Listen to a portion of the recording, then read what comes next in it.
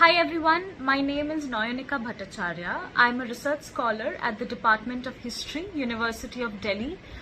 I'm in my second year of PhD and I got admission in 2025 in the first phase of PhD admissions, wherein my rank was 4th among some 33 research scholars who were accepted.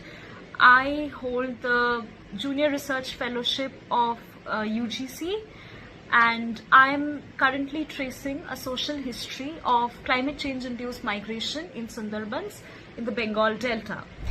So in this video, I will be talking about proposal making and what to expect during the PhD interview in my university, DU. So first, when we are talking about the proposal, the preferred citation style as acceptable universally is the 18th edition of the Chicago Manual Style, or the CMS. But initially, when you submit your proposal, when you in the first phase, that is, it's okay to cite your paper in MLA or APA or any other format, but after the admissions, when you submit 15 copies of your proposal, the preferred citation is CMS or Chicago. So I think it's just better to do it in Chicago beforehand. Now coming into the main structure of the proposal. So in the very beginning, you have to introduce your research. So the first section is obviously introduction. In the introduction, you are laying out the scope of your project. So it's not just supposed to be a summary of what else is there in your proposal, but it has to be intriguing. It has to captivate the reader's attention. In this case, many research scholars and the faculty's attention. So you have to lay out in your introduction how under-researched is your theme. Is it socio-politically urgent? Why does your research need the university's attention? And also the introduction has to set the tone for the rest of your proposal, so make sure it's very well written. The entire proposal has to be very well written. The word limit of the entire proposal is 2,500 to 3,000 words. In my year it was 3,000 words. And make it as concise as possible, but it has to be it's okay if the proposal is not that comprehensive in the first go, but it has to be concise, because not everyone has the time to read a very detailed proposal in the very beginning. Next up, we have the historiographical review or the literature review. So in the literature review, you are not just laying out the secondary sources that you're using or the scholars' arguments that you are building upon. It has to be a thorough engagement with your secondary sources. It's not just supposed to be, again, it's not just a summary. You have to point out the criticisms of the authors that you are referencing, okay? And if there is no critique, then you have to point out the complexities in their work. Also, the literature review has to be brief, but it has to be comprehensive. And make sure you are not just reproducing the arguments of prior scholars before you in this sub-theme in your particular discipline, but you have to engage with them critically, because your proposal has to reflect your critical thinking. Okay, so next up, the next section in my research proposal was the research gaps section. So this is an extension of the critiques in your historiographical review. In the research gaps, you have to, in the research gaps section, you have to demonstrate why is your research essential. What gaps in your theme are you planning to bridge? What are the problems in the existing historiography that your research is going to reveal and correct? Not exactly correct, but bring a new perspective to. Okay. Next up, the next section is research questions and objectives. So in the research question section, it's recommended to have just 4 to 5 research questions. If there are more than that, then maybe you can club some questions together, but make sure the questions are just 5 in number, because During the interview, you will be asked, if you have more than 5 questions, how are you going to elucidate on these questions in your thesis much later, in a course of just 5 years. Okay. And in the objective section, you have to, so this follows right after the research question. You have to write about what you are aiming to do for the next 5 years as soon as you get admission. What are the imperatives of your research? What are you aiming to do with your current research questions? And then so basically in my proposal, the research questions and objectives was the last section, because after that there does not need to be any conclusion in the proposal, because the emphasis in your proposal must be on research questions, not answers, because you are just starting your research. You don't have to have any answers already. The interviewers, they are not expecting that.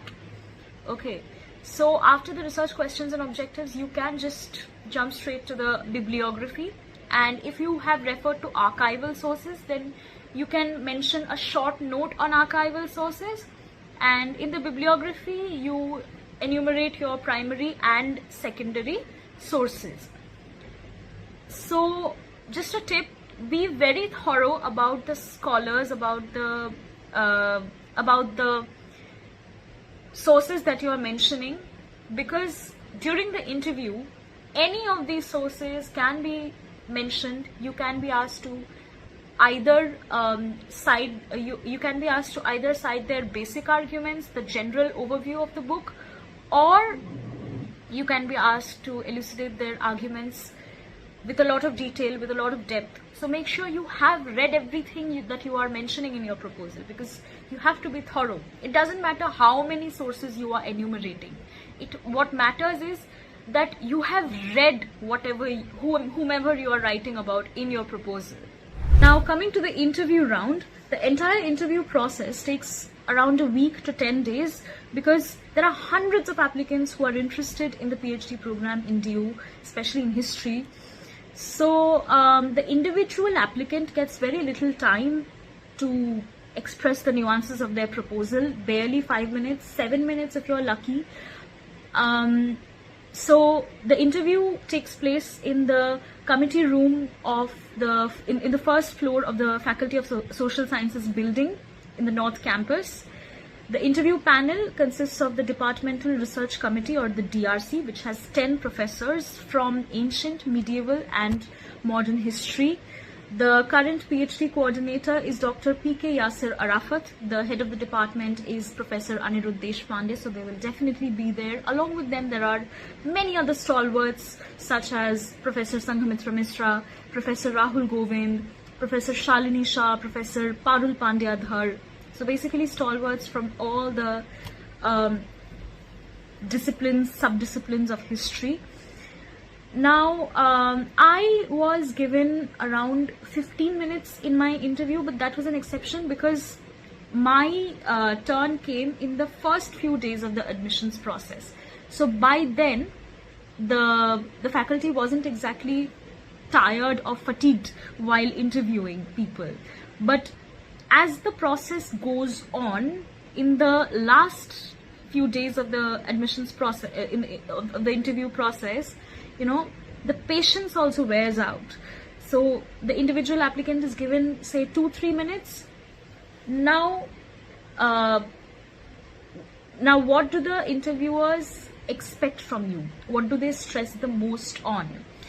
So first off, the literature review is very important, okay? You have to be extremely thorough about the scholars you are mentioning, because if they pinpoint one name from your literature review which you haven't read, you will be grilled. I mean, you will be grilled regardless. So if you have mentioned Marx, if you have mentioned Ambedkar, make sure you are extremely thorough and also critical in your assessment, because they will test your critical thinking skills, your ability to retain information during the interview, but what they are trying to see is if you're honest with your work, if you have integrity. The works that you have mentioned, have you even read them or not? And trust me, it reflects in your answers. Whether you are reading a chat GPT summary of their works, or whether you have read their work in detail, and whether you are analyzing them with depth. So please make sure you're thorough. Okay. Now, the methodology. There is a lot of stress on methodology. So why are you using a particular methodology? If you're using multiple methodologies, how are you linking them together? Are they in sync for a historical research project? So that is very important. And you will be asked to justify the usage of your primary sources. Are you using conventional primary sources such as archival records? Are you using unconventional sources such as popular culture, folklore, oral histories? So if you're doing all this, you will be asked questions on allied disciplines such as memory studies, folklore. So anticipate that. Okay, be very, very well read and prepared. And okay, so you will be asked to justify your time frame as well, the entire length and breadth of it. What is the significance of that historical era? You will be asked to justify your spatial explanations are not often asked, but yes, time is very important. Also, is it okay to contact professors beforehand? This is a question that many people have. It's not just okay, it's preferred. I would highly, strongly recommend it, because first of all, it creates a familiarity between you and the professor you want to work with. Secondly, after you get admission in the PhD program, it's much easier to get your work started with, because the supervisor is then allotted to you very early. Because otherwise there are instances people get admission, supervisor is getting allotted to them after a year. So your work gets stalled, okay? You need the supervisor's letter to access certain archival records. And it's just more expedient to contact professors beforehand.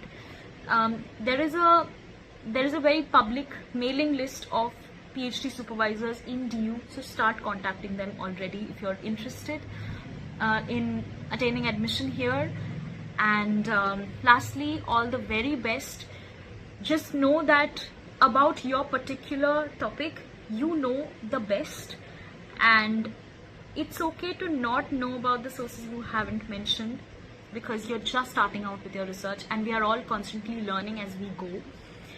But I suggest, even if you are nervous inside, don't let that reflect, because in any case you will be grilled like in any other interview process. So yes, all the best.